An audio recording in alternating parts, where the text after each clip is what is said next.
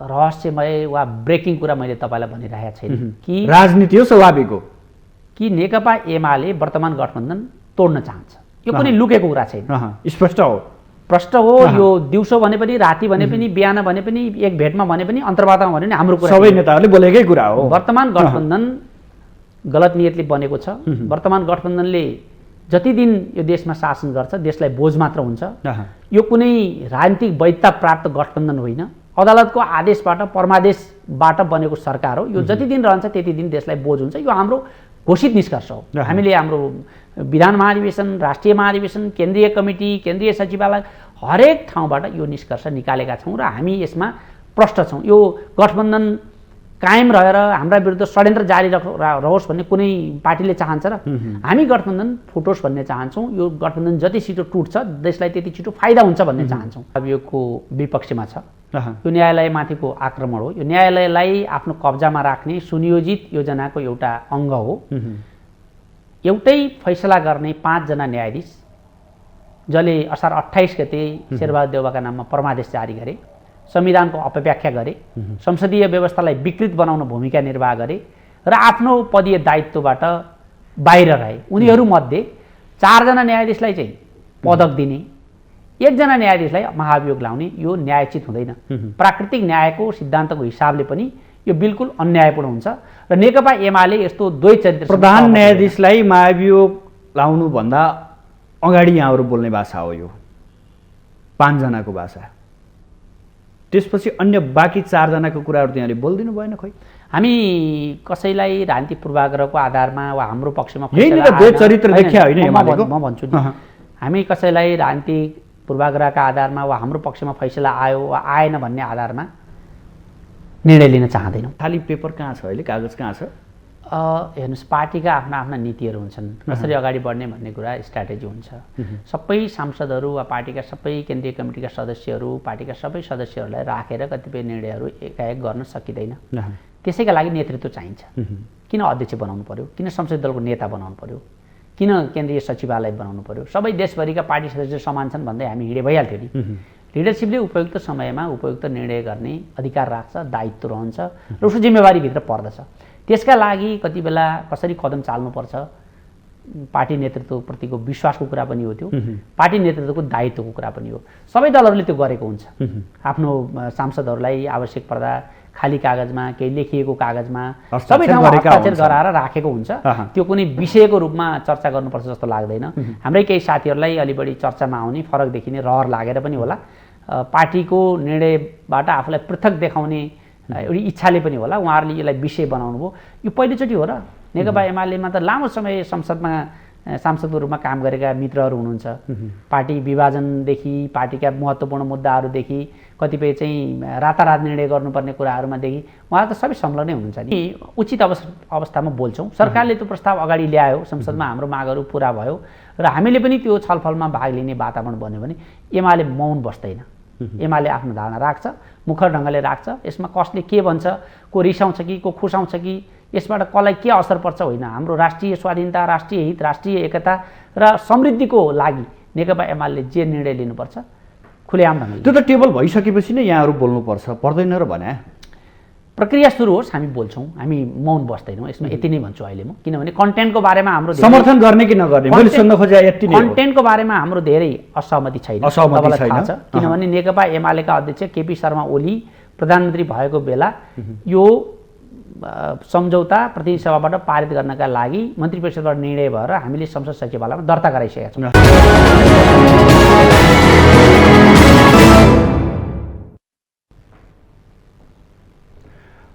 आदरणीय दर्शकबिन नमस्कार।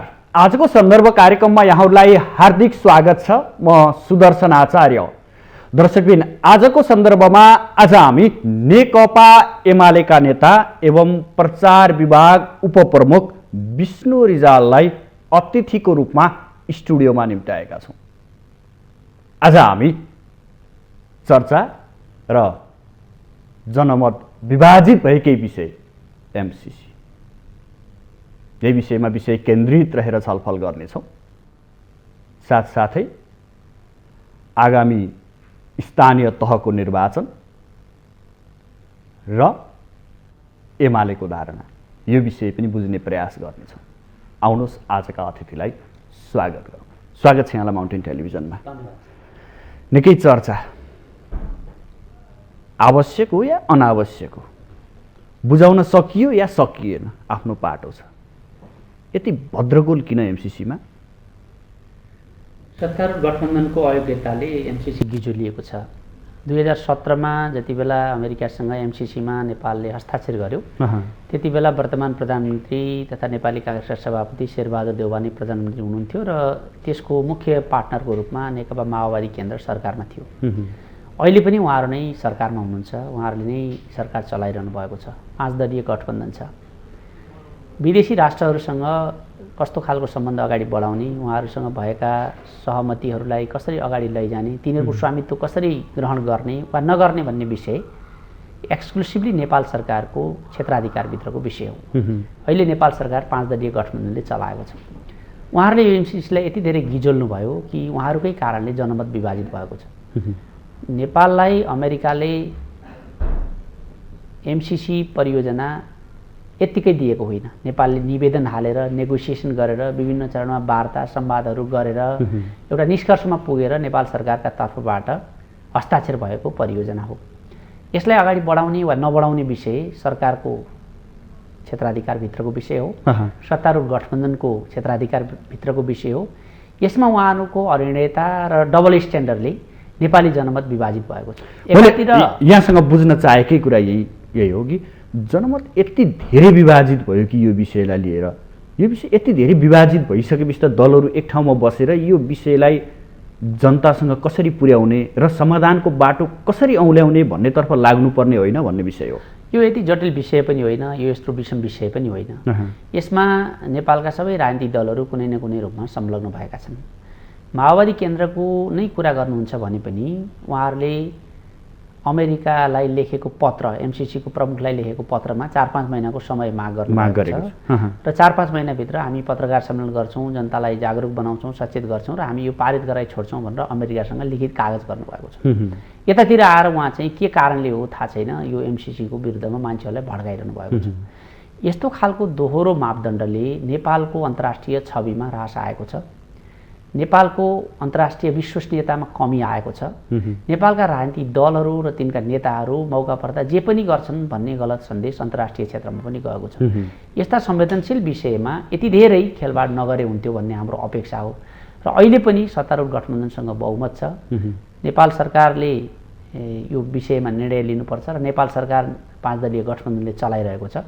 यसकारणले यो एमसिसीमा जनमत विभाजित हुनमा सत्तारूढ गठबन्धनका नेताहरूको दोहोरो चरित्र, अमेरिकासँग एउटा कुरा गर्ने, आफ्नो दलमा अर्को कुरा गर्ने, सार्वजनिक रूपमा अर्को कुरा गर्ने, उहाँहरूको प्रवृत्तिले गर्दा जनमत विभाजित भएको छ। देशभित्रै कसैलाई राष्ट्रवादी, कसैलाई राष्ट्रघाती, कसैलाई चाहिँ राष्ट्रप्रेमी, कसैलाई राष्ट्रद्रोही भन्नुपर्ने, सुन्नुपर्ने विडम्बनापूर्ण स्थिति वर्तमान गठबन्धनले निम्त्याएको छ।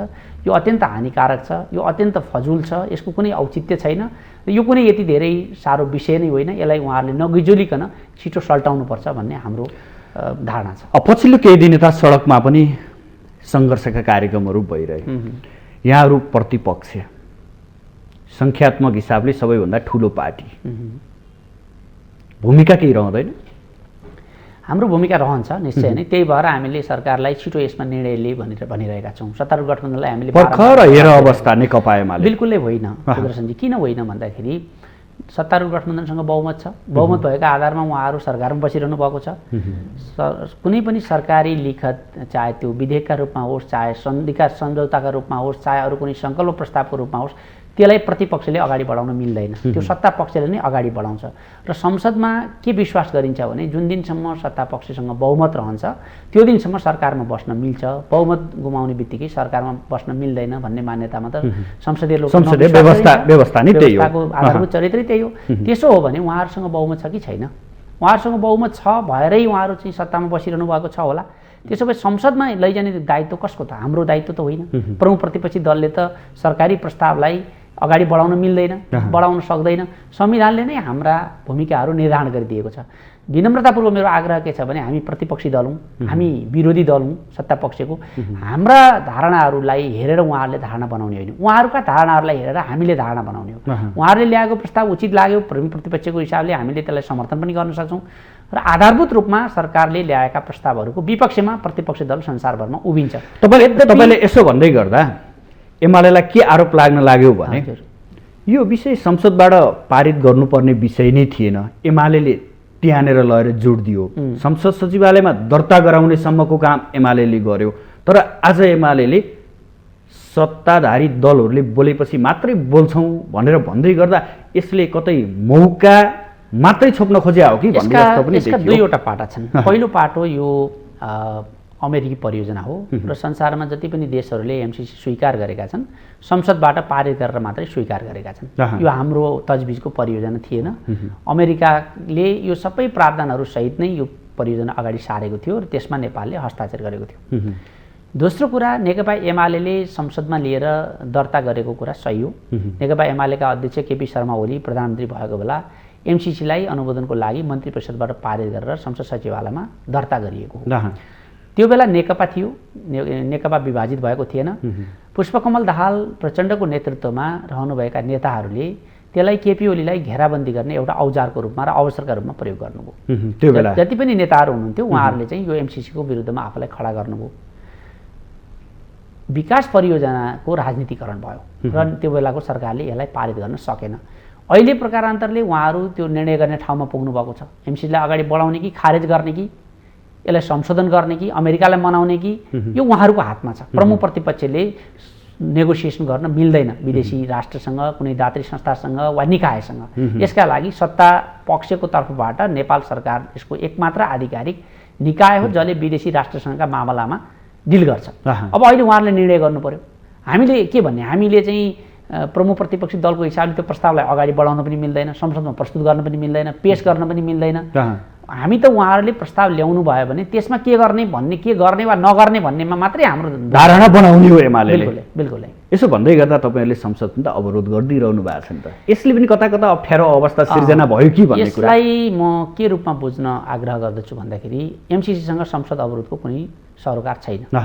हामीले भिन्न कारणबाट संसद अवरुद्ध गरिरहेका छौँ। अलिकति पृष्ठभूमिमा तपाईँलाई म लैजान चाहन्छु। हाम्रो पार्टीको तर्फबाट निर्वाचित प्रतिनिधि सभाका 14 जना सांसदहरूले पार्टीको व्हिप उल्लङ्घन गरेका आधारमा नेकपा एमाले संसद सदस्यताको खारेजीको लागि बकाइदा निर्णय गरेर सभामुखलाई दियो। सभामुखले 13 दिनसम्म त्यो निर्णयमा कुनै कारबाही गर्नु भएन र त्यही बीचमा अध्यादेश नामक कृत्रिम कानुन ल्याएर नेकपा एमालेलाई विभाजित गर्ने कोसिस गरियो र नेकपा एमाले विभाजित भएको घोषणा गरियो। यही लिएर यहाँहरुको दुई चरित्र देखिया छ। अदालतमा मुद्दा छ, संसद अवरोध गर्न पाइन्छ भन्ने कुरा उठ्छ फेरि। एक मिनेट मलाई भन्न दिनुस्। त्यो निर्णय यदि हामीले निर्णय नगर्दै दल विभाजन भएको भए, अध्यादेश आएको भए हामीले त्यसमा भन्न पाउने थिएनौँ। हामीले निर्णय गरेर सांसद पद खारेजीको प्रक्रिया अगाडि बढाइसकेपछि बदनियतपूर्वक त्यसलाई रोकेर बिचैमा अध्यादेश ल्याएर पार्टी विभाजन गरेर फेरि त्यो अध्यादेश पनि फिर्ता लिएर त्यो पार्टी नै एक किसिमले अवैध छ। अहिले हामीले यो कुरा बारम्बार उठाइरहेका छौँ र गैर सांसदसँग हामी प्रतिनिधि सभामा बस्न सक्दैनौँ भनेर हामीले विरोध गरिरहेका छौँ। त्यसैले त मुद्दा छ, त्यसैले मुद्दा छ। मुद्दा अर्को पाटो हो, मुद्दा चाहिँ कानुनी पाटो हो। यसको कानुनी पाटो के हुन्छ अलग छ। राजनीतिक रूपमा हामीले यो कुरा प्रतिनिधि सभाभित्र उठाइरहेका छौँ र लगातार ढङ्गले हामीले संसदमा बुझिने गरी, सुनिने गरी र असर पर्ने गरी यो विषयलाई उठाइरहेका छौँ। यो विषय जबसम्म समाधान हुँदैन हामी प्रतिनिधि सभामा हाम्रो विरोध जारी राख्छौँ, हाम्रो नाराबाजी जारी राख्छौँ, हाम्रो सङ्घर्ष जारी राख्छौँ। यो कुनै मैले नयाँ कुरा तपाईँलाई भनिरहेको छैन। यो एमसीसीको प्रसङ्ग उठ्नुभन्दा पहिलेदेखि नै निर्वाचन आयोगले समेत पत्याइदिएको पार्टी, निर्वाचन आयोगले समेत आधिकारिक मान्यता दिइसकेको पार्टीलाई तपाईँहरू एउटा दलले यो यसलाई मान्यता दिँदैनौ, यिनीहरू चाहिँ आधिकारिक पार्टी होइनन् भनेर दाबी गर्न त मिल्दैन होला नि भने। अवैधलाई अवैध भन्न सक्नुपर्छ राजनीतिक दलहरूले। उहाँहरूले जुन आधारमा पार्टी दर्ता गऱ्यौँ भन्नुभयो त्यसको आधार नै दूषित छ। त्यही एउटै प्रक्रियाबाट नेकपा माओवादी केन्द्रबाट सांसद जितेका र नेकपा एमालेमा समाहित भएका प्रतिनिधि सभा र राष्ट्रिय सभा सदस्यहरूको पद गइहाल्ने। लेखराज भट्ट, टोपबहादुर रायमाझी, रामबहादुर थापा, गौरीशङ्कर चौधरी, उहाँहरूको पद तुरुन्तै गइहाल्ने, 24 घण्टामै जाने। अनि नेकपा एमालेको चुनाव चिन्ह, नेकपा एमालेको नाम, नेकपा एमालेको अध्यक्षको हस्ताक्षरबाट प्रतिनिधि सभाको सदस्य बनेका सांसदहरूको नेकपा एमाले कारबाही गर्दा पद नजाने, यस्तो द्वै चरित्र नेकपा एमाले ठुलो हेरेर बस्न सक्दैन। यस आधारमा हामीले बडो प्रष्ट ढङ्गले सुरुदेखि नै भनेका छौँ, जबसम्म यो अमर्यादित, असंवैधानिक र गैर संसदीय निर्णय सच्याइँदैन तबसम्म नेकपा एमाले सदन एमसिसीमा एमालेको मौन समर्थन हो। अर्को कुरा पनि भन्छु म तपाईँलाई, जति पनि सरकारका प्रस्तावहरू छन्, सरकारले चाहेका कुनै पनि प्रस्तावहरू प्रतिनिधि सभामा रोकिएका छैनन्। यहाँनिर यो कुरा ख्याल गरौँ। बजेट पारित गर्दा हाम्रो अवरोध कायम थियो, सभामुखले पेश गर्नुभयो, बहुमतले बजेट पारित गर्यो। यतिसम्म कि कालो धनलाई सेतो बनाउने गरी बदनियतपूर्वक उहाँहरूले अध्यादेश ल्याएर त्यसलाई पनि उहाँले त्यहाँबाट पारित गराउनु भएको छ। कुनै पनि सरकारी काम कारबाही हाम्रो अवरोधले रोकिएका छैनन्। अब एमसिसी उहाँहरू के गर्नुहुन्छ त्यो उहाँहरूको विशेषाधिकार हो भन्छु म। सरकारले जे गर्छ त्यो गर्छ, तपाईहरु बोल्नु। किनभने हैन, हामी उचित अवस्थामा बोल्छौँ। सरकारले त्यो प्रस्ताव अगाडि ल्यायो, संसदमा हाम्रो मागहरू पुरा भयो र हामीले पनि त्यो छलफलमा भाग लिने वातावरण बन्यो भने एमाले मौन बस्दैन। एमाले आफ्नो धारणा राख्छ, मुखर ढङ्गले राख्छ। यसमा कसले के भन्छ, को रिसाउँछ कि को खुसाउँछ कि, यसबाट कसलाई के असर पर्छ होइन। हाम्रो राष्ट्रिय स्वाधीनता, राष्ट्रिय हित, राष्ट्रिय एकता र समृद्धिको लागि नेकपा एमाले जे निर्णय लिनुपर्छ खुलेआम ढङ्गले। त्यो त टेबल भइसकेपछि नै यहाँहरू बोल्नुपर्छ, पर्दैन र भने प्रक्रिया सुरु होस् हामी बोल्छौँ, हामी मौन बस्दैनौँ। यसमा यति नै भन्छु अहिले म, किनभने कन्टेन्टको बारेमा हाम्रो समर्थन गर्ने कि नगर्ने मैले सोध्न खोजे यति नै। कन्टेन्टको बारेमा हाम्रो धेरै असहमति छैन, तपाईँलाई थाहा छ। किनभने नेकपा एमालेका अध्यक्ष केपी शर्मा ओली प्रधानमन्त्री भएको बेला यो सम्झौता प्रतिनिधि सभाबाट पारित गर्नका लागि मन्त्री परिषदबाट निर्णय भएर हामीले संसद सचिवालयमा दर्ता गराइसकेका छौँ। त्यसले गर्दा कन्टेन्टको बारेमा हाम्रो धेरै यसमा आपत्ति छैन। हामीले पहिले नै भनेका छौँ, जबसम्म विकास परियोजना थियो, हामी सरकारमा थियौँ, एउटा वैधानिक नेपाली जनताको संस्थाको हिसाबले र अविच्छिन्न उत्तराधिकारीवाला संस्थाको हिसाबले हामीले यो प्रस्तावलाई अगाडि बढाएका यो कुनै लुकेको कुरा छैन। अहिले हामी त्यो बढाउने ठाउँमा छैनौँ। हाम्रो भूमिका प्रतिपक्षी बेन्चमा छ र सत्तारूढ दल गठबन्धनमा जो साथीहरू हुनुहुन्छ, बढाउने वा नबढाउने हाम्रो हातमा छैन, उहाँहरूको हातमा छ। उहाँहरूले बढाउनु भयो, उहाँहरूले पास गर्ने भन्नुभयो, उहाँसँग सुविधाजनक बहुमत छ, उहाँहरूले प्रस्तावै त्यहाँ लैजानु भएन प्रतिनिधि सभामा। हामीले यसमा चिच्याएर कराएर केही हुनेवाला छैन। अर्को कुरा, प्रधानमन्त्रीजीले गठबन्धनमा सहमति जुटाउन सक्नु भएन, सरकारको कुनै प्रस्ताव पारित नहुने अवस्था पुग्यो भने त्यो अवस्थामा छलफलका लागि पनि नेकपा एमाले तयार छ। यहाँको शब्द अवैधानिक पार्टी नेकपा एकीकृत समाजवादी, उसको आज बैठक बस्यो, बैठकले के निर्णय गर्यो भने संसदमा टेबल गर्न नरोक्ने, यद्यपि त्यसभित्रका केही बुदाहरूलाई परिमार्जित गर्यो भने पास गर्न सघाउने। त्यो बोलेपछि अब एमाले के बोल्छ? यसमा केही बोल्नै पर्दैन। उहाँहरूले पास गर्ने वा नगर्ने उहाँहरू सत्तारूढ दल गठबन्धनको एउटा अङ्गको हिसाबले उहाँहरूको स्वतन्त्रता हो, त्यसमा हाम्रो टिप्पणी। यहाँले असंवैधानिक पार्टी भनेको त्यो अलग पाटो छ सुदर्शनजी, मैले भनेको छु। हामीले यो भन्नुको कारण छ, यदि विद्यमान कानुन अनुसार कुनै पार्टी फुट्छ भने ऊ पोजिटिभतिर गयो भने या नेगेटिभतिर जाने हो कि नेकपा एमाले भन्ने मानेन। यो संशयले मैले सोध्न खोजेँ। हाम्रो आफ्नो स्वतन्त्रतापूर्वक निर्णय गर्छौँ, अरू सेटेलाइट पार्टी भनिएकाहरूले के निर्णय गर्छन् यहाँहरूले नरुचाएको कारण हामीसँग त्यसको कुनै सरोकार छैन। किनभने उहाँहरू कुनै स्वतन्त्र आफ्नै खुट्टामा उभिने पनि होइन, उहाँहरूले कुनै निर्णय गरेर त्यो पारित हुने वा नहुने पनि होइन। एउटा सेटेलाइट संस्थाको रूपमा उहाँहरूले चलाउनु भएको छ। काङ्ग्रेस माओवादीको सेटेलाइट संस्थाले के गर्छ भन्ने हामीलाई त्यसमा सरोकार छैन। एमाले सरकार पनि राख्दैन।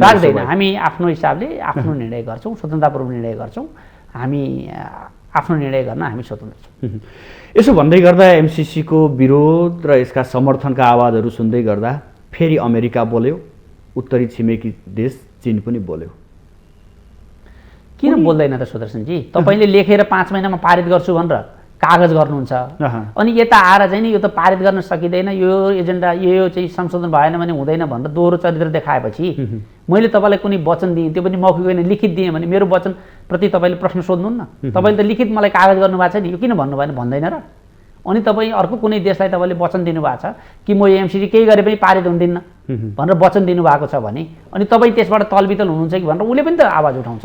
यो जम्मै मलाई यसो गरेर आलोचना गरिरहँदा मजा लागेको छैन। आफ्ना देशका राजनीतिक दलहरूलाई यो अरूका एजेन्डामा हिँडे, अरूको बुई चढेर हिँडे भन्न मलाई पनि मजा आइरहेको छैन। तर त्यो नभनी नहुने स्थिति बनेको छ। उहाँहरू चाहिँ विदेशीहरूसँग एक खालको कुरा गर्नुहुन्छ, एक खालको कागज गर्नुहुन्छ, उहाँहरूको बानी नै बिग्रिसक्यो।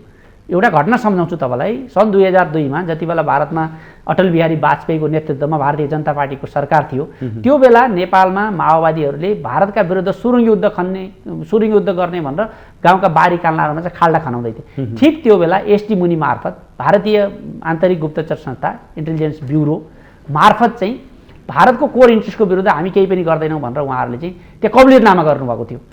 एसडी मुनि स्वयंले सम्पादन गरेको नेपाल इन ट्रान्जिसन भन्ने जुन पुस्तक छ 2012मा प्रकाशित भएको छ, त्यसमा एसडी मुनि आफैले त्यो कुरा सार्वजनिक गर्नुभएको छ। यसरी बाबुराम प्रचण्ड म कहाँ आएँ, मैले आइबीसँग भेटाइदिएँ, आइबी मार्फत चाहिँ भारतीय प्रधानमन्त्री कार्यालयलाई यसरी प्रचण्ड र बाबुरामले कागज गरे भनेर उहाँले चाहिँ आफै लेख्नु भएको छ र त्यसको माओवादी नेतृत्वबाट खण्डन पनि भएको छ। यो उहाँहरूको बानी नै भएपछि उहाँहरूलाई के लाग्छ भने हामीले गोप्य कोठामा बसेर के गर्छौँ यो कसैलाई पनि थाहा हुँदैन, मलाई थाहा हुन्छ, मैले जोसँग कुरा गरेँ त्यसलाई मात्र थाहा हुन्छ भन्ने ठान्नुहुन्छ।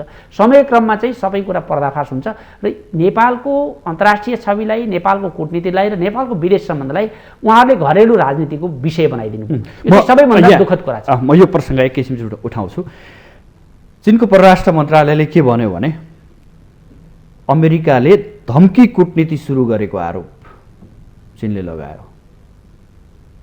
अब एमसीसी नेपालमा लागू हुँदै गर्दा कतै चीन र अमेरिका बीचको तिक्ततालाई अझै टाढा बनाइदिने हो कि हामीले यहाँनिर ख्याल गर्नुपर्छ कि पर्दैन? चीनको जुन प्रगति भइरहेको छ अहिले, चीनले जुन ढङ्गले सफलता हासिल गरिरहेको छ अन्तर्राष्ट्रिय क्षेत्रमा, त्यसले वर्ल्ड अर्डरमा केही बदलावहरू ल्याएको छ। शक्ति राष्ट्रहरूको शक्ति सन्तुलनमा केही फेरबदलहरू ल्याएको छ। अन्तर्राष्ट्रिय राजनीतिलाई हामीले हेऱ्यौँ भने अहिले मूल रूपमा अमेरिका र चीनको बिचमा टक्कर देखिन्छ। प्रविधिमा, हरेक कुरामा प्रतिस्पर्धा छ। सैन्य क्षेत्रमा, राजनीतिक क्षेत्रमा, सोचको क्षेत्रमा, नेटवर्किङको क्षेत्रमा उही दुईटा राष्ट्रको बिचमा चाहिँ प्रतिस्पर्धा देखिन्छ। यो प्रतिस्पर्धा एउटा सीमाभित्र रहेर रहँदासम्म संसारलाई यसबाट बेफाइदा हुँदैन, हामीले बेफाइदा मात्र देख्नु हुँदैन। प्रतिस्पर्धा जब एउटा स्वस्थ मर्यादाभित्र बस्दा हुन्छ, रहँदासम्म हुन्छ, त्यससम्म हामी कोही पनि आत्तिनु पर्दैन, हामी कोही पनि डराउनु पर्दैन। संसार युनिपोलरभन्दा बाइपोलरभन्दा मल्टिपोलर भएकै हामी जस्ता साना राष्ट्रहरूलाई फाइदा हुन्छ। तर हाम्रो मुलुक जोडिएर यति ठुला शक्ति राष्ट्रहरूको बिचमा कुनै थप असमझदारी वा थप द्वन्द्व सिर्जना भयो भने हाम्रा लागि त्यो दुर्भाग्यपूर्ण हुन्छ। तर एमसीसी नेपालमा लागू हुँदै गर्दा चीन सशंकित हुनुपर्ने कारण चाहिँ के छ? मैले यो मानेमा कारण सत्तारूढ गठबन्धन छ। सत्तारूढ गठबन्धनले जुन द्वैत चरित्र देखाएको छ, जसरी एमसीसीलाई गिजोलेको छ र जसरी अन्तर्राष्ट्रिय शक्ति राष्ट्रहरूको महाशक्तिहरूको अविश्वास प्राप्त गरिरहेको छ, उनीहरूको बिचमा आशंका बढाउने काम गरिरहेको छ, त्यसले यो दुर्भाग्यपूर्ण अवस्था निम्त्याएको छ। मैले अघि भने एउटा कागज गर्ने, अर्को यहाँ पार्टीमा आएर निर्णय गर्ने, अर्को कसैलाई सुटुक्क टेलिफोनमा वा चाहिँ भर्चुअल मिटिङमा एक खालको वचन दिने, बाहिर चाहिँ अर्को खालको वचन दिने, यो कुराले चाहिँ हाम्रो परराष्ट्र सम्बन्ध गिजोलिएको छ। तपाईँ एकचोटिमा एकजना मान्छेलाई ढाँट्न सक्नुहोला, सधैँ सबैलाई तपाईँ ढाँट्न सक्नुहुन्न। अमेरिकासँग एउटा कुरा गरेको छ, चीनसँग अर्को कुरा गरेको छ, भारतसँग अर्को कुरा गरेको छ। यो धोकाधडीको जुन विदेश सम्बन्धमा फाइदा गर्दैन। यहाँ चाहिँ गिरिजाप्रसाद कोइरालालाई चुनाव अगाडि राष्ट्रपति बनाउँछु भनेर चुनावमा पछि धोका दिए जस्तो, चुनाव हुने दिनसम्म माधव नेपाललाई राष्ट्रपति बनाउँछु भनेर चुनावको दिन रामराजा प्रसाद सिंहलाई राष्ट्रपतिको उम्मेदवार उठाए जस्तो, निर्वाचनको बेला काङ्ग्रेससँग एकता गरे जस्तो, सरकारमा काङ्ग्रेससँग बसेर एमालेसँग चुनावी एकता गरे जस्तो, एमालेसँग सरकारमा हुँदाहुँदै काङ्ग्रेससँग मिले जस्तो अन्तर्राष्ट्रिय राजनीतिमा यस्तो चल्दैन। खास गरी माओवादी केन्द्रले जुन खालको गलत नीति लिएको छ, त्यसका नेता पुष्पकमल दाहालले जुन रहस्यमय र अस्थिर निर्णय लिँदै आउनुभएको छ, त्यसले गर्दा नेपालको अन्तर्राष्ट्रिय छविमा काफी मात्रामा प्रभाव परेको छ। तपाईँले अधिकांश यहाँका शब्दहरू सुन्दै गर्दा केन्द्रित चाहिँ प्रचण्डप्रति हुनुभएको छ। यहाँ बिल्कुलै छैन। हामीलाई प्रचण्डलाई यति महत्त्व दिन पनि आवश्यक ठान्दैनौँ। हामीलाई हाम्रो प्रतिस्पर्धी पनि भन्नु सबै कुरा जोड्दै आएर माओवादी केन्द्र र अध्यक्षलाई जोड्नु भएको छ। मेरो कुराको यहाँले खण्डन गरिदिनु भयो भने म खुसी हुनेछु। मैले अहिले भनेका कुनै पनि घटनाहरू यदि यथार्थमा आधारित छैनन् भने, तथ्यमा आधारित छैनन् भने, कसैले मैले भनेका कुराहरूको खण्डन गरिदियो भने म खुसी हुन्छु। म फेरि जोड्न चाहेको एमसिसी नेपालमा लागू हुँदै गर्दा अथवा एमसिसी नेपालमा लागू भयो भने चीनलाई किन यति धेरै चासो व्यक्त गर्नुपर्ने आवश्यकता? पहिलो कुरा नेपालको जुन जुन राष्ट्रहरूसँग सम्बन्ध छ हामीले आफ्नो मूल्यमा ती सम्बन्धहरूलाई अगाडि बढाउने हो। चीन र अमेरिकाको के समस्या छ हाम्रो सरकारको विषय होइन। भारत र चीनको के समस्या छ हाम्रो सरकारको विषय होइन। भारत र पाकिस्तानको के समस्या छ हाम्रो सरकारको विषय होइन। जब भारत र नेपाल बीचको सम्बन्धको कुरा गर्छौँ, हामी कुनै सम्झौता, सहमति वा सहकार्यको कुरा गर्छौँ, हामीले भारत र नेपालको बीचको संवेदनशीलतालाई ख्याल गर्ने हो। जब चीन र नेपालको बीचको हामी कुनै विकास परियोजनाको वा सम्बन्धको कुरा गर्छौँ, हामीले यो बीचमा अमेरिका वा अरू कुनै राष्ट्र ल्याउन आवश्यक छैन। त्यसै गरी चीन बोल्यो त अब चीन बोल्यो, नेपालको विषयलाई लिएर एमसिसीको विषयलाई लिएर अब चीन बोल्यो। म बताउँछु, जब अमेरिकासँग कुनै सहयोग परियोजनाको कुरा गर्छौँ भने हामीले अमेरिका र नेपालको बीचको सम्बन्धलाई ध्यान दिने हो।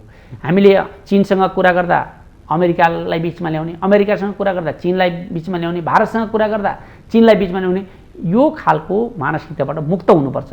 चीन किन बोल्यो अहिले? किन बोल्यो भन्दाखेरि केही दिन अगाडि अमेरिकी सहायक विदेश मन्त्री डोनाल्ड लूले नेपालका नेताहरूलाई फोन गरेर जे कुरा भन्नुभयो भनेर सार्वजनिक गर्यो भयो, नेताहरूबाट सार्वजनिक भयो। सम्भवतः त्यो कुराले चीनलाई पनि चिड्यायो होला, चीनको नाम त्यहाँ पनि जोडियो होला। कुनै राष्ट्रको नाम जब जोडिन्छ भने त्यो राष्ट्रले रियाक्ट गर्ने कुरालाई त अन्यथा मान्न मिल्दैन। र मैले यो चीनले ठिक गर्यो बेठिक गर्यो यो म भन्दिनँ, यो उहाँहरूको के नीति हो उहाँहरूले जान्ने कुरा हो। हामीले हाम्रो विषय हेर्ने हो। हामीले छिटो यो एमसिसीलाई टुङ्ग्याउनु पर्यो, गिजोल्नु भएन। सत्तारूढ गठबन्धनले यसमा द्वैत चरित्र राख्नु भएन, यसलाई अगाडि बढाउने हो। फिर्ता पठाइदिउँ ठिक कि यसलाई पारित गर्ने हो, संसदमा लिएर पारित गरौँ। पारित गर्नुहुन्न, यसलाई चाहिँ यो कारणले हामी पारित गर्दैनौँ भन्नुहोस्, अमेरिकासँग कुरा गरेर यो कुरा फिर्ता पठाइदिनुहोस्। यसले राष्ट्र विभाजित गर्ने, जनमत विभाजित गर्ने, देशभित्र कसैलाई देशद्रोही कसैलाई देशभक्त रूपमा प्रस्तुत गर्ने, ठुला शक्ति राष्ट्रबीचको थिचोमिचोमा पर्ने, यो झमेलाबाट हामी छिटो मुक्त हुनुपर्छ।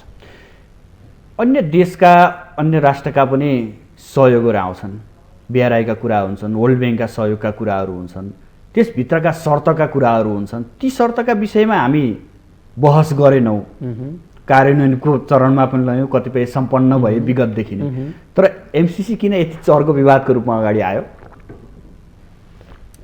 मलाई यसमा धेरै कुरा गर्न मन छैन साँचो भन्नुहुन्छ भने, किनभने हामी एकदमै अन्य अनुदान र सहयोगमा पनि धेरै किसिमका शर्त छन् क्या, ती हामीले हेर्दैनौँ कि त्यसको त त्यसलाई बाहिर निकालिएन? अध्ययन होस्, जो साथीहरू यसमा लाग्नु भएको छ उहाँहरूले ती सबैको तुलनात्मक अध्ययन गर्नु भए राम्रो हुन्छ। मैले बुझेको र हाम्रो नेकपा एमालेको बुझाइ चाहिँ जबसम्म यसलाई हामीले विकास परियोजनाका रूपमा बुझ्यौँ तबसम्म यसमा कुनै विवाद थिएन। जब आफ्नो राजनीतिक स्वार्थको रोटी सेकाउने उपकरणको रूपमा हामीले एमसिसीलाई लिएको देख्यौँ, खास गरी नेकपा भित्र केपी ओलीलाई घेराबन्दी गर्नका लागि उपयुक्त मौकाको रूपमा एमसिसीलाई प्रयोग गरियो, त्यसबाट यसमा समस्या सिर्जना भएको छ। नेपाली काङ्ग्रेसको सुरुदेखि नै यसमा एउटै नै धारणा छ, एमसिसी पारित गरेर जानुपर्छ भन्ने नै भन्दै आएको छ। प्रतिपक्षमा हुँदा पनि नेपाली काङ्ग्रेसले त्यही नै भनेको थियो। उसको एउटा आइडियोलोजिकल एट्याचमेन्टको कारणले पनि होला, आफैले हस्ताक्षर गरेर ल्याएको विकास परियोजना भएको हुनाले पनि होला, नेपाली काङ्ग्रेसको यसमा म एउटै धारणा देख्छु। सबैभन्दा बढी यसमा द्वैत चरित्र माओवादी केन्द्रले खेलेको छ। यो एमसिसी ल्याउँदा माओवादी केन्द्र सरकारमा छ, त्यो मन्त्री परिषदले पारित गरेर यो एमसिसी आएको छ। अहिले पनि यो पारित गर्ने वा नगर्ने निर्णायक बिन्दुमा पनि नेकपा माओवादी केन्द्र सरकारमा छ। अहिले पनि अमेरिकासँग एउटा कुरा, सर्वदलीय बैठकमा अर्को कुरा, आफ्नो संसदीय दलको बैठकमा अर्को कुरा र सार्वजनिक सञ्चार माध्यमसँग अर्को कुरा गरिरहेको छ। यसो भन्दै गर्दा एमाले भित्रका केही नेताहरू पनि त चर्को विरोधमै हुनुहुन्छ नि यसको। अब व्यक्तिगत ढङ्गले यसमा कसलाई के लाग्छ हामीले डिटेलमा कुरा गरेका छैनौँ। सचिवालयमा दर्ता गर्दा मन्त्री परिषद भित्रै रहनुहुन्थ्यो। व्यक्तिगत ढङ्गले आफ्ना आफ्ना धारणाहरू बनाउन पाउने कुरालाई नेकपा एमाले रोक्दैन, तर पार्टीगत ढङ्गले नेकपा एमाले जे निष्कर्ष यसो भन्दैमा खुलेआम रूपमा बोल्दै हिँड्ने व्यक्तिलाई पार्टीको केही न केही त लगाम त लाग्छ होला नि भने। हामीले अहिले एमसिसीको बारेमा अलग्गै बसेर निर्णय गरेका छैनौँ सुदर्शनजी। जब यो संसदको विषय बन्ला हाम्रो पार्टीले आधिकारिक ढङ्गले यसका बारेमा धारणा सार्वजनिक गर्छ, हाम्रो पार्टीको बैठक बस्छ, हाम्रो पार्टीको संसद अहिले जे बोल्दा पनि हुन्छ। उसो भए यसमा सबैले सम्यक दृष्टि राखौँ भन्ने हाम्रो आग्रह छ। यसमा कुनै उग्र रूपमा गएर यसको विरोध वा उग्र रूपमा यसको समर्थन अहिले आवश्यक छैन।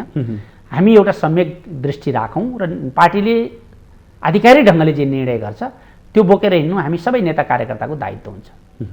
यही प्रसङ्ग मैले थोरै याद आयो, यहाँहरूले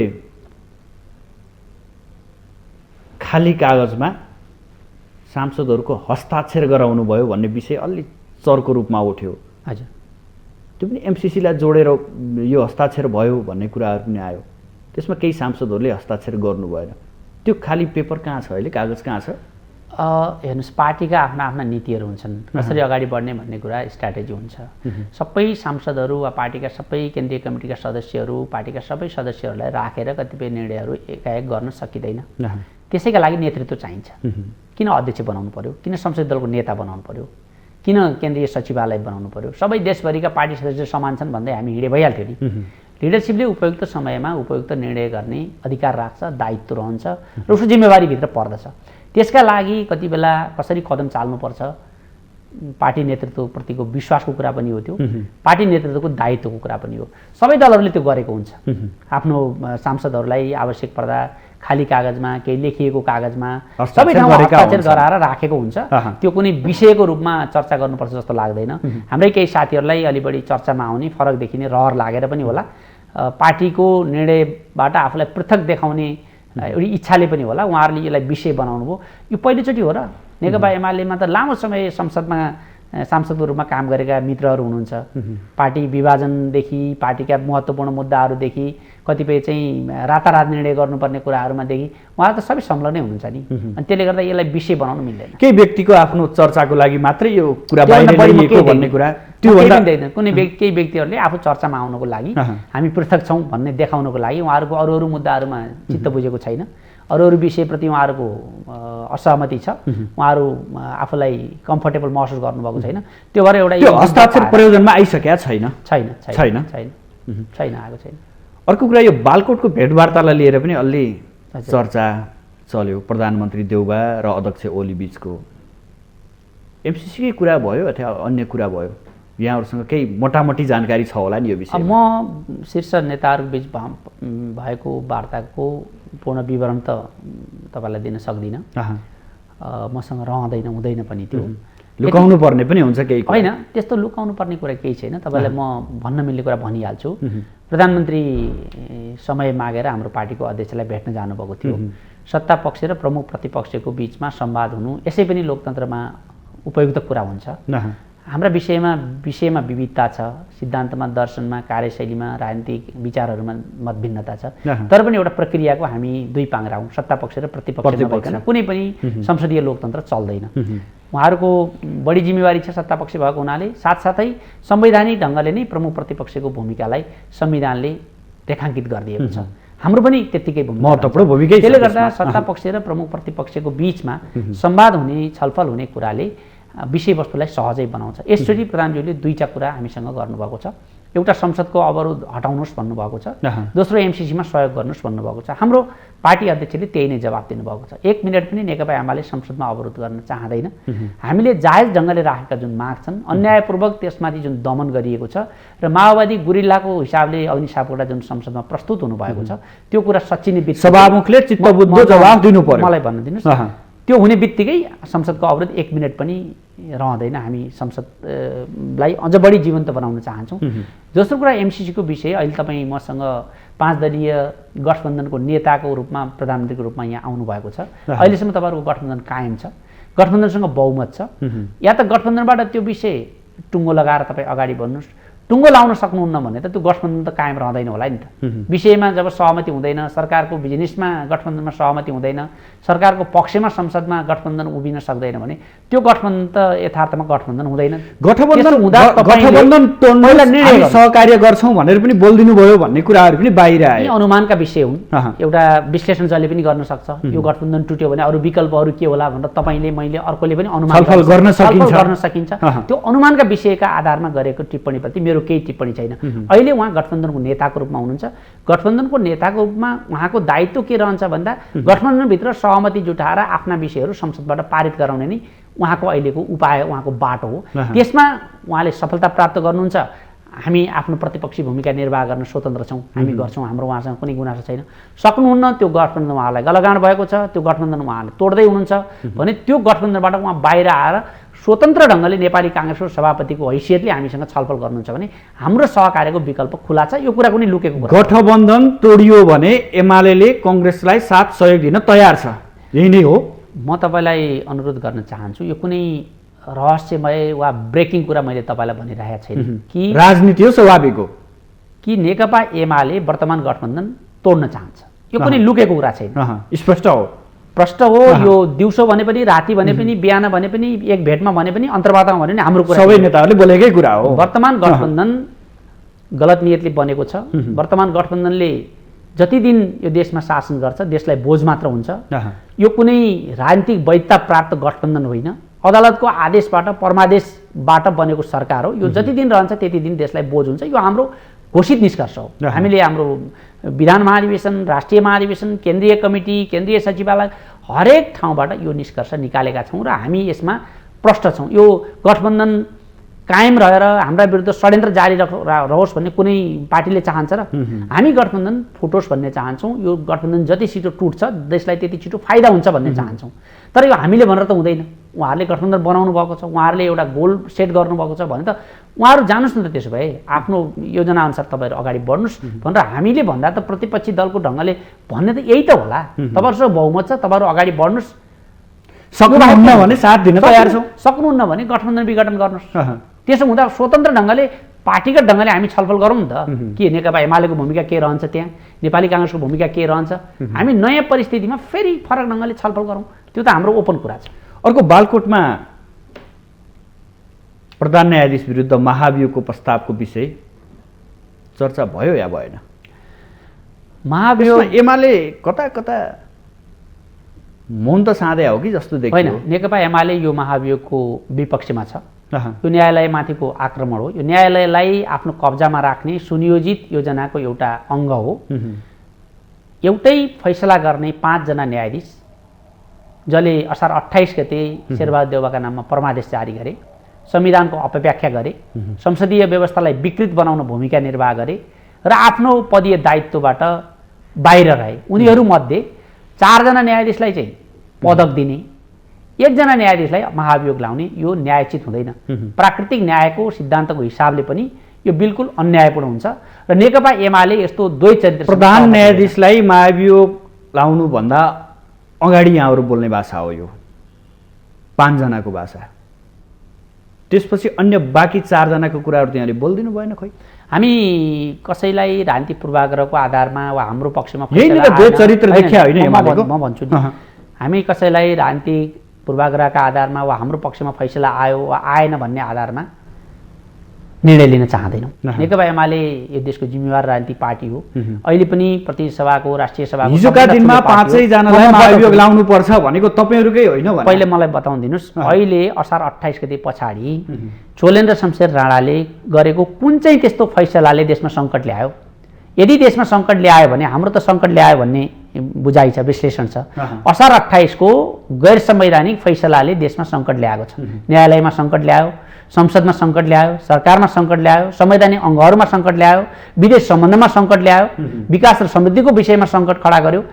यदि त्यो कारणले न्यायाधीशहरूमाथि, न्यायाधीशको कार्यक्षमतामाथि बहस हुने हो भने 5 जना न्यायाधीशहरू त्यसका लागि भागेदार छन्, समान रूपमा उनीहरू जिम्मेवार छन्। होइन भने अहिले के कारण त्यस्तो आइपर्यो आज रातारात चोलेन्द्र शमशेर जबरामाथि महाभियोग लाउनु पर्ने के चाहिँ त्यस्तो खण्डखाद्य आइपर्यो हामीले बुझेका छैनौँ र हाम्रो पार्टीको केन्द्रीय सचिवालयले निष्कर्ष निकालेको छ।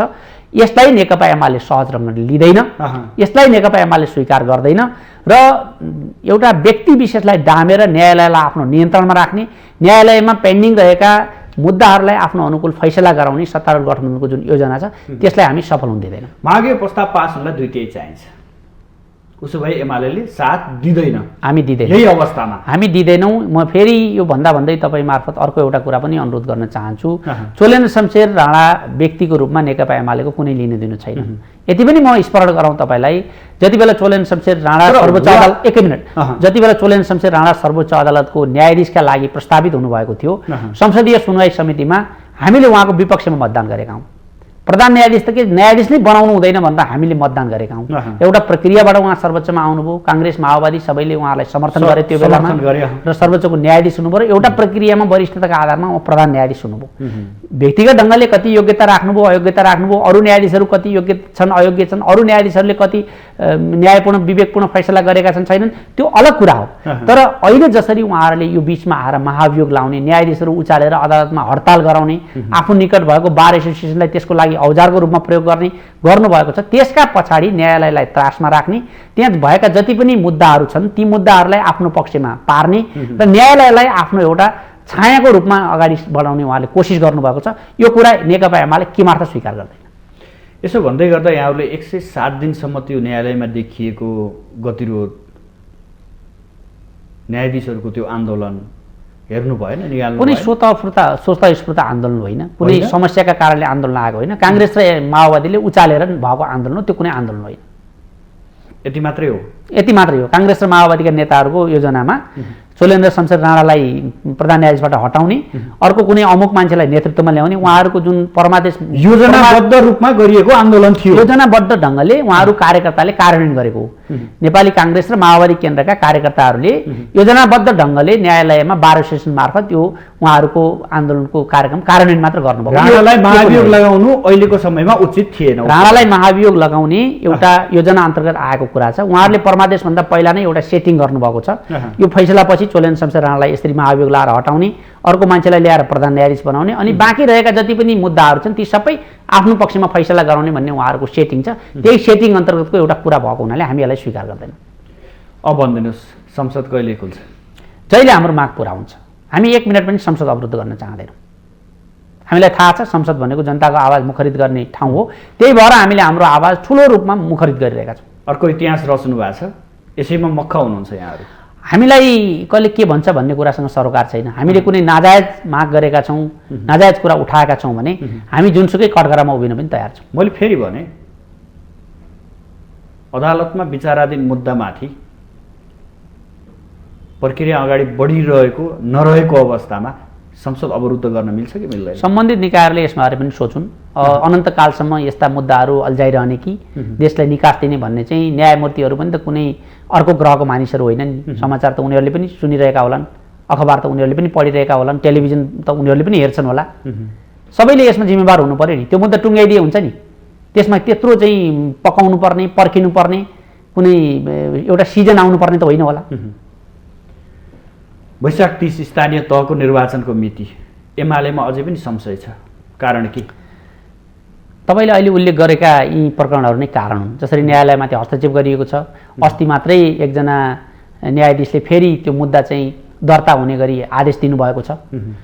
स्थानीय निर्वाचन सार्नका लागि सर्वोच्चमा मुद्दा हालिएको छ र हामीलाई अहिले पनि आशंका छ यो चोलेन्द्र शमशेर राणामाथिको महाभियोग स्थानीय निर्वाचन सार्नका लागि गरिएको सेटिङ अन्तर्गतको एउटा काम हो कि भन्ने शङ्का छ हामीलाई।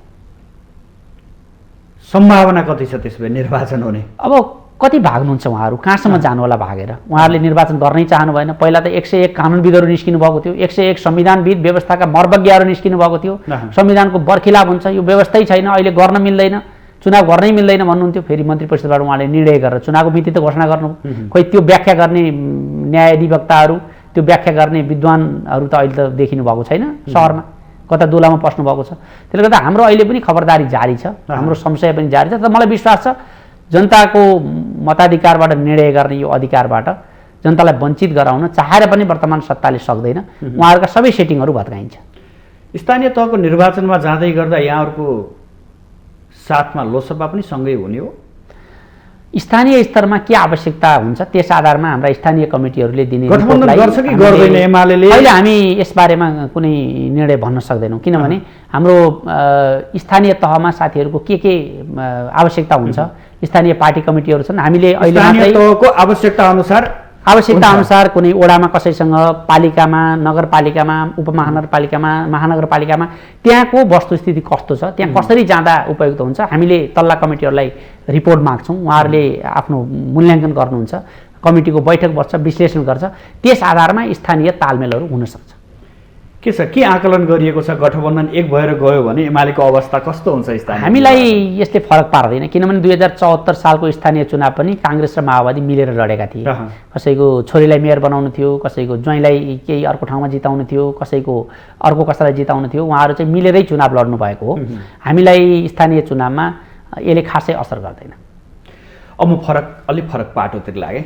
एउटा युवा राजनीतिमा कता कता यो अहिलेको यो राजनीति, यो व्यथिति, यिनै शीर्ष नेताहरूको केन्द्रमै करिबन 30 वर्षको राजनीति, यो गर्ने चिज रहेनछ भन्ने लाग्दैन कहिलेकाहीँ?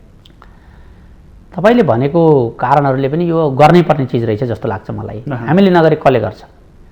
एउटा ग्रेसमको अर्थशास्त्रको नियम छ, सक्कली मुद्राको अभाव भयो भने बजारमा नक्कली मुद्राले ठाउँ लिन्छ।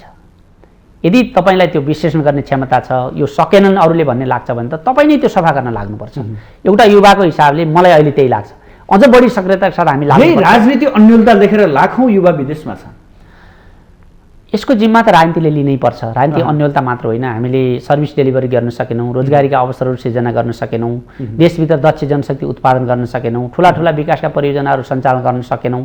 त्यसले गर्दा हाम्रो दक्ष युवा कामदार शक्ति विदेशिएको छ। यसमा राजनीतिक नेतृत्व भाग्न त मिल्दैन। तर साथसाथै हामीले जति यो बिचमा विकासका कामहरू अगाडि बढाएका छौँ, जे सोच ल्याएका छौँ, नेकपा एमाले नै त्यस्तो दल हो जसले राजनीतिलाई विकासमा केन्द्रित गराएको छ।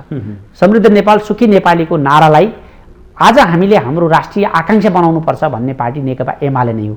हामी सरकारमा हुँदा जुन राजनीतिक जटिलता, जुन चक्रव्यूह थियो, त्यसका बावजुद हामीले विकासमा नयाँ जुन गति ल्याएका छौँ, जुन एउटा विकासमा सबलाई केन्द्रित गरेका छौँ, त्यसको कोही विपक्षमा होला, कोही पक्षमा होला, तर विकासमा आज राजनीतिक दलहरूलाई जसरी हामीले केन्द्रित गरेका छौँ, हाम्रो राष्ट्र बनाउने तरिका नै यही हो। धेरै कुरा गऱ्यौँ हामीले, संविधानको कुरा, गणतन्त्रको कुरा, संहिताको कुरा, यो गर्नै पर्ने थियो। कुनै बुद्धि विलासका लागि गरेका थिएनौँ, किनभने फेरि पनि राजनीतिको इन्जिन त सफा हुनु पर्यो विकासलाई अगाडि लैजानलाई। हामीले राजनीतिलाई मूलतः ठिक ठाउँमा ल्याएका छौँ। अब हाम्रो सम्पूर्ण ध्यान विकास निर्माणमा केन्द्रित हुनुपर्छ। ठुल्ठुला बिस्तारै विमानस्थलहरू बन्दैछन्, वैकल्पिक बाटोहरू बन्दैछन्, राजमार्गहरूले गति लिइरहेका छन्, ठुल्ठुला संरचनाहरू हामी बनाउँदैछौँ। हामी मेगा प्रोजेक्टमा नगइकन हामी सुन्छौँ युवा बहसमा के हुन्छ भने हाम्रो यो 30 वर्षे कार्यकालमा जति पनि नेतृत्व गरे ती नेतृत्व असफल भए हामी भन्छौँ, बहस गरिरहेका हुन्छौँ युवाहरू। तर घुमिफिरी त्यही नेतृत्वलाई हामी स्वीकार गर्छौँ, हामी पछाडि नै रहन्छौँ। यसले गर्दा पनि कतै नेपालले फड्को मार्न नसक्यो। एउटा हामीले विज्ञानको नियमलाई बुझ्नुपर्छ। कुनै पनि कुरा तपाईँले हठात एकाएक आकस्मिक ढङ्गले हुँदैन। त्यसका केही कारणहरू हुन्छन्, त्यसका केही अन्तर्यहरू हुन्छन्, कार्य र कारणबीचको सम्बन्ध हुन्छ। आज मैले चाहेर, तपाईँले चाहेर कोही मान्छे चाहिँ एकाएक आएर राजनीतिक दलको नेतृत्वमा पुग्न सक्दैन। एउटा प्रक्रियाबाटै अगाडि जानुपर्छ। त्यो प्रक्रियामा अलि छिटो, अलि प्रतिभा देखाएर, अलि योग्यता देखाएर जो अलिकति जान सक्ला, तुलनात्मक रूपमा युवा अवस्थामा उसले पार्टीको नेतृत्व गर्न सक्ला। आज राजनीतिक दलहरूको केन्द्रीय नेतृत्वमा हेर्नुभयो भने पर्याप्त मात्रामा युवा पुस्ताको उपस्थिति बढ्दै गएको छ। थाहा छैन शीर्ष नेतृत्वमा पुग्दा यो परीक्षण भएका नेताहरूलाई हामी फेरि भर्याङ चढाउन चाहिँ किन सधैँ अग्रसर रहन्छौँ भन्ने कुरा हो। यो राजनीतिमा चाहिँ आफ्नो वैशिष्ट्य परीक्षणमा असफल भएका नेताहरू छन् अधिकांश नेता। यसलाई तुलनात्मक ढङ्गले हेर्नुपर्छ। परीक्षणमा सफल र असफल पनि हामीले एउटा सापेक्षिक कुरा मान्नुपर्छ। केमा हामी सम्पूर्ण रूपमा असफल भन्ने? देशमा लोकतन्त्र ल्याउन त उहाँहरूकै नेतृत्वमा आन्दोलन भयो, गणतन्त्र उहाँहरूकै नेतृत्वमा आयो, मुलुकले संघीयताको स्वरूप उहाँहरूकै नेतृत्वमा ग्रहण गर्यो भनेपछि यी असफलता होइनन्, यी सफलता नै हुन्। मैले अघि भने नि यो काम गरिसकेपछि अब हामीले विकास निर्माणमा केन्द्रित गर्नु पर्यो। सफलता चाहिँ होइनन्, विकास निर्माणमा केन्द्रित गर्नु पर्यो। यो पाटोमा ल्याप्सेस छ, समृद्धिमा केन्द्रित गर्नु। यो पनि त यही नेतृत्वले ल्याएको छ नि। सधैँभरि घाम जुन रहेसम्म उहाँहरू नै रहिरहने हो र उमेर अवस्था, उहाँहरूको अपेक्षा, उहाँहरूको आफ्नै चाहिँ परिस्थितिले पनि सधैँभरि उहाँहरू रहने होइन। हिजो जो नेताहरू हुनुहुन्थ्यो सबै आज उहाँ नेताहरू हुनुहुन्न। तर एउटा प्रवृत्तिगत ढङ्गले भन्नुहुन्छ भने पार्टीहरूमा युवा पुस्ताको उपस्थिति बढ्दै गएको छ। चाहे नेपाली काङ्ग्रेसको हालैको महाधिवेशनको नतिजा हेर्नुहोस्, नेकपा एमालेको महाधिवेशनको नतिजा हेर्नुहोस्, वा माओवादी केन्द्रको हेर्नुहोस्, वा राप्रपाको हालै सम्पन्न महाधिवेशनको नतिजा हेर्नुहोस्, बिस्तारै बढ्दै गएको छ। र पहिला पुस्ताको नेताहरूको एउटा समस्या चाहिँ नयाँलाई स्वीकार गर्ने क्षमता चाहिँ त्यति विकास भएको छैन। म तपाईँलाई एउटा उदाहरण दिन्छु। राष्ट्रिय प्रजातन्त्र पार्टीको महाधिवेशन भयो, उहाँहरू फरक पार्टी हुनुहुन्छ, हाम्रो शुभकामना छ, उहाँले के गर्नुहुन्छ हाम्रो सरकारको विषय छैन। तर उहाँहरूको निर्वाचन भएर एउटा परिणाम आएपछि जो त्योभन्दा अगाडिको नेतृत्व हुनुहुन्थ्यो त्यसले उहाँलाई स्वीकार नै गर्न सक्नु भएन। उहाँहरूलाई त्यही साँझदेखि नै उहाँलाई यति धेरै छटपटी भयो गरे कि उहाँले अर्को पुरानो पार्टी यो एउटा प्रवृत्ति हो। यो एउटा कमल थापाको त सन्दर्भ मात्रै हो। यो सबै राजनीतिक दलहरूमा मूलभूत रूपमा यो प्रवृत्ति देखिएको छ। जस्तो 34 वर्षपछि पुष्पकमल दाहाल फेरि नेकपा माओवादी केन्द्रको अध्यक्ष निर्वाचित हुनुभयो। के त्यहाँ मान्छे छैनन्? के त्यहाँ वैकल्पिक नेतृत्व छैन र? उहाँहरू दिनै तयार हो। जोड्न चाहे कि यही प्रसङ्ग हो क्या, नेतृत्वमा पुग्ने रहर पुरानो पुस्तालाई साथ दिने, पुग्ने भन्दा पनि नछोड्ने रहर छ। उहाँहरूलाई नछोड्ने रहर छ। त्यही भएर नेकपा एमाले आफ्नो विधानमा दुईटा कुरा स्पष्ट गरेको छ। एउटा, 2 कार्यकालभन्दा बढी कोही पनि व्यक्ति कार्यकारी पदमा बस्न पाउँदैन। अर्को, 70 वर्षभन्दा माथि कार्यकारी तहमा बस्न पाउँदैन। हामीले विधानमै यो कुरा व्यवस्था गरेको यो कुरा छोडिदिनुहोस्। अब अन्तमा मैले अब हामी यो राजनीति गन्जागोल अस्थिरताबाट माथि उम्केर विकासका बहस गर्ने, कर्णालीमा कसरी पर्यटन पुर्याउने, तराईको उब्जाउ कसरी बढाउने भन्ने बहस कहिले गर्न पाउँछौँ क्या? पानी सङ्लो हुनु मुहान सङ्लो हुनुपर्छ। त्यसका लागि राजनीतिलाई हामीले तुलनात्मक रूपमा स्थिरतातर्फ लैजानुपर्छ। राजनीति सधैँ स्थिर हुन्छ त म भन्दिनँ। प्रणालीलाई काम गर्न सक्ने वातावरण बनाउनुपर्छ। व्यक्ति आउने जाने कुरालाई बिल्कुल स्वाभाविक ढङ्गले लिनुपर्छ र राज्यको प्राथमिकतालाई बढाल्न दिनुहुन्न। हामीले जसरी अहिले राष्ट्रिय आकाङ्क्षाको रूपमा समृद्ध नेपाल सुखी नेपालीको अवधारणा अगाडि सारेका छौँ, यो कुनै केपी ओलीको निजी वा नेकपा एमालेको पार्टीगत नाराको रूपमा अगाडि सार्न भएन, मान्न भएन। उहाँहरूले सबैले यो आकाङ्क्षाका आधारमा अगाडि बढ्यौँ भने हामी राजनीतिक दलहरूको बिचमा विकासमा प्रतिस्पर्धा भएको हेर्न चाहन्छौँ। बहस कहिलेबाट गर्न थाल्ने भन्ने बहस त हामीले गऱ्यौँ नि। हामीले बहस मात्र होइन सुदर्शनजी, नेकपा एमालेको किन सकेनौँ? तपाईँलाई म तपाईँलाई भन्छु, एउटा त्रिभुवन अन्तर्राष्ट्रिय विमानस्थल बनेको थियो आजभन्दा 50 वर्ष पहिला। बन्यो त, लुम्बिनीमा चाहिँ गौतम बुद्ध अन्तर्राष्ट्रिय विमानस्थल बन्यो त, बनायो भने बन्छ त। पोखरामा चाहिँ पोखरा अन्तर्राष्ट्रिय विमानस्थल अन्तिम चरणमा पुगेको छ त। फास्ट ट्र्याकको परियोजना अगाडि बढेको छ त। एउटा पूर्व पश्चिम महेन्द्र राजमार्ग थियो, राजा महेन्द्रको पालामा बनेको। हाम्रो पालामा हामीले सुरु गऱ्यौँ त मध्य पहाडी पुष्पलाल लोकमार्ग, त्यो बन्यो त। बन्दैन भन्ने होइन, बिल्कुल निराश मात्र छ, केही पनि भएको छ भन्ने होइन। म एउटा कुरा स्वीकार्छु, जुन अपेक्षा हामीले जागृत गरेका थियौँ जनताको, त्यो अपेक्षा हामीले निश्चय नै पुरा गर्न सकेका छैनौँ। तर केही पनि भएन हिजोसँग तुलना गर्दा भन्ने होइन, कामहरू भएको छ। र म नेकपा एमालेको कार्यकर्ताको हिसाबले मेरो एउटै कामना के छ भने विकासमा प्रतिस्पर्धा गर्न सकौँ। नेकपा एमाले जे गरेको छ सबै जड राजनीतिमा अडिया छ। राजनीतिको मुहान सफा नेकपा एमाले जति गरेको छ सुदर्शनजी, हामीलाई विकासबाट कामबाट चुनौती दिनुहोस् भन्ने हामी चाहन्छौँ। केपी ओलीको तपाईँलाई विरोध गर्नु छ, नेकपा एमालेको विरोध गर्नु छ भने तपाईँले केपी ओली र नेकपा एमालेको भन्दा बढी काम गरेर हामीलाई चुनौती दिनु, हामी यो चाहन्छौँ। हाम्रो निर्धारित समय सक्यो। आइदिनु भयो, आफ्नो विचार राखिदिनु भयो, यहाँलाई विशेष आभार। तपाईँलाई पनि धेरै धेरै धन्यवाद छ। आदरणीय दर्शकबिन, आज हामीसँग हुनुहुन्थ्यो नेकपा एमालेका नेता एवं प्रचार विभाग उपप्रमुख विष्णु रिजाल। उहाँसँग एमसिसी, सत्ता बाहिरको एमाले, स्थानीय निर्वाचन र नेपालभित्र देखिएका केही जटिल र केही विकासका कुरा, यिनै विषय केन्द्रित रहेर छलफल गऱ्यौँ। भोलि नयाँ अतिथि र नयाँ विषयवस्तुका साथ उपस्थित हुनेछु। आजलाई भने बिदा दिनुहोस्। नमस्कार।